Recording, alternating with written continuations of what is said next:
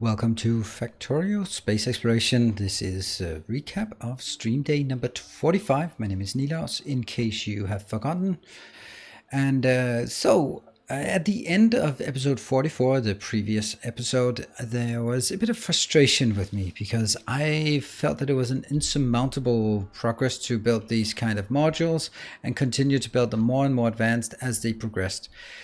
Because as they progressed upwards towards higher levels of complexity, then it also turned out that they were requiring many more of the previous components, which meant that these blocks would just get bigger and bigger and more complex and have a lot more machines in there. So yeah, I needed something else. So what I did was I actually built a giant Excel sheet, well, not Excel sheet, but Google spreadsheet with all of the ingredients necessary for me to build. Let's see if I can find it. And that's going to be deep. My objective is I want to craft one of these every 1 minute. So that means that would give me 4 deep space science per minute.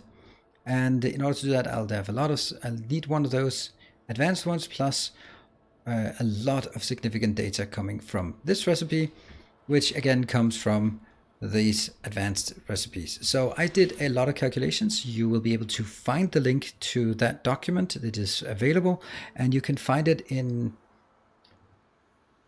the description below, yes, or on my website for the page for this series. That should be there, and if it's not there, then just yell at me in the comment section. So my idea is that I will make a bus style thing and basically have this as part of one thing, basically build all the way up to this, all the way up to this, all the way up to this, all the way up to this. Simply build those and then be able to bring it all together. So I started doing that, and one of the key points is also minimizing the amount of robots needed, because I will just not be able to scale up because it will just kill the robots too fast. I'm already at a point where I'm losing 50 robots per hour, so that's 2,000 during the last session, so that's 500 per hour. That's quite a lot of robots to lose, and scaling that up by a factor 4 or 5 just doesn't add up with losing 2,000 an hour. That's a bit excessive, isn't it? So yeah, let's try to find a way that does not involve too excessive an amount of just dead robots, because it's just resources. So what I did is this beautiful base. I'm starting to work on the blue.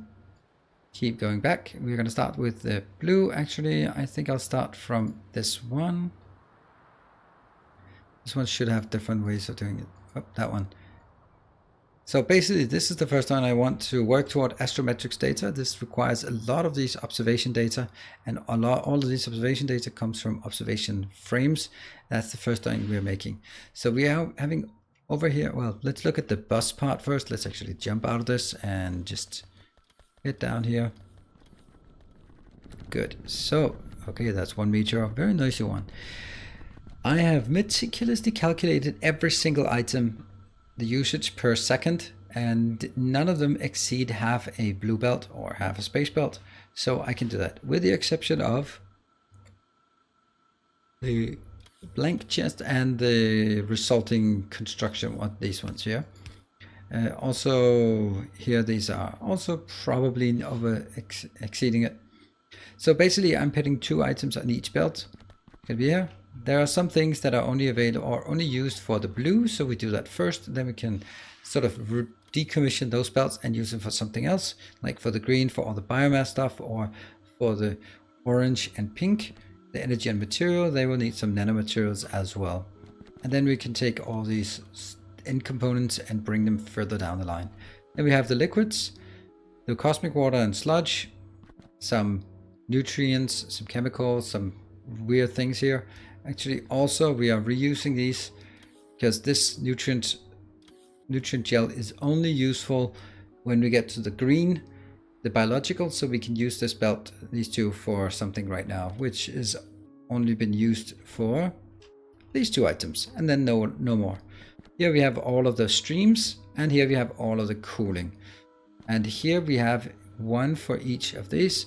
And then by the end of all this, I will move the resulting components over to this area, or maybe even this, I don't know, but we definitely have options to go. So what we have is, this one is also consuming quite a lot. We have an indicator here on how much it's going to take out. 7,600 per minute. And we have a long belt down here. They should all be working. Oh yeah, they are. They're just idling. That's a lot of stuff we have here. That's actually really interesting. Oh, that one is, nope. Okay, so this one just doesn't output anything. This one is, how's that waiting for input? Oh, okay, more stuff is coming in, but it has to be consumed. Here we have again something else, which is where we do the cooling. This would be the cold. We don't need much of this cold stuff. It actually, that's 3,000 should be enough for all we need. Down here we have the hypercooling. This one needs to be scaled up by a pretty stupid amount because it's working really, really slowly. Actually, these need to absolutely, for sure, get some of this in here.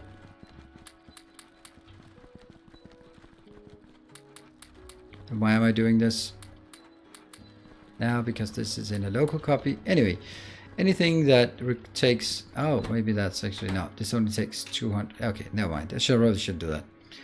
So now we have the bus going down here. I think it's really nice. All of these belts, they have very, very structured way of working. All these belts, just keep pushing it down. We branch off here.